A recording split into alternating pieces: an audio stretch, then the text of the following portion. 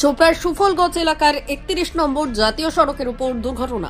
ঘন কুয়াশার জেরে দাঁড়িয়ে থাকা লরির পেছনে ধাক্কা মারে একটি ছোট গাড়ি। এরপর পরপর একটি বাস সহ 6টি গাড়ি একে অপরের পেছনে ধাক্কা মারে। এই ঘটনায় বেশ কয়েকজন জখম হয়েছে বলে জানা গিয়েছে। স্থানীয়দের দাবি, ঘন কুয়াশার জেরে এই দুর্ঘটনা বলে মনে করা হচ্ছে। খবর পেয়ে ঘটনাস্থলে পৌঁছয় চোপড়া থানার পুলিশ ট্রেনের মাধ্যমে জাতীয় সড়কের উপর থেকে দুর্ঘটনাগ্রস্ত গাড়িগুলিকে সরানোর চেষ্টা করছে। প্রচণ্ড কুয়াশার কারণে একটা গাড়ি টায়ার পাংচার হয়ে যায়, টায়ার বাস্ট হয়ে যায়। তারপর সেই গাড়িটি রোডের মাঝখানে দাঁড়িয়ে পড়ে। পরপর করে পিছনে যতগুলো গাড়ি ছিল তারা বুঝতে না পেরে এই দুর্ঘটনা ঘটে। কারণ হচ্ছে প্রাকৃতিক দুর্যোগ, ঘন কুয়াশা। এই কুয়াশার জন্যই কিছু দেখার পরিস্থিতি ছিল না, যার কারণে এই ঘটনা ঘটেছে। ক্ষয়ক্ষতি ড্রাইভারের তো দুটো ড্রাইভারের প্রচণ্ড ক্ষতি হয়েছে। একজনের গাড়ির ক্যাবিনের ভিতরেই চেপে ছিল, আর বাকিরা অল্প কেটে গেছে।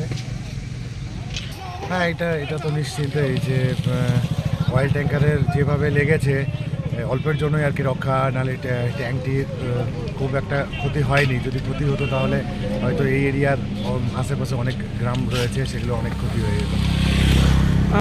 বাসের ড্রাইভার এবং সামনের কিছুজনের ক্ষতি হয়েছে, তাদের ভালো লেগেছে, আর বাকিরা মোটামুটি সেফই আছে। এটা মেরধাগঞ্জ কালী মন্দিরের সামনে।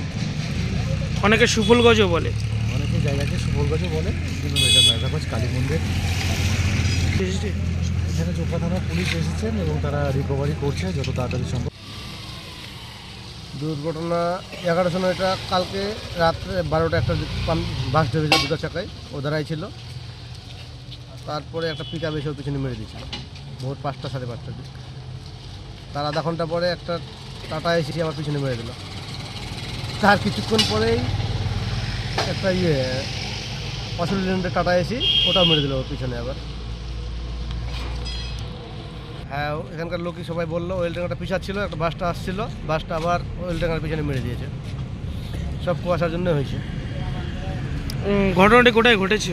সুফলগঞ্জ কালী মন্দির পাশে। কী বলবো, এটা খুব দুর্ভাগ্যবশত খুব খারাপ ঘটনা।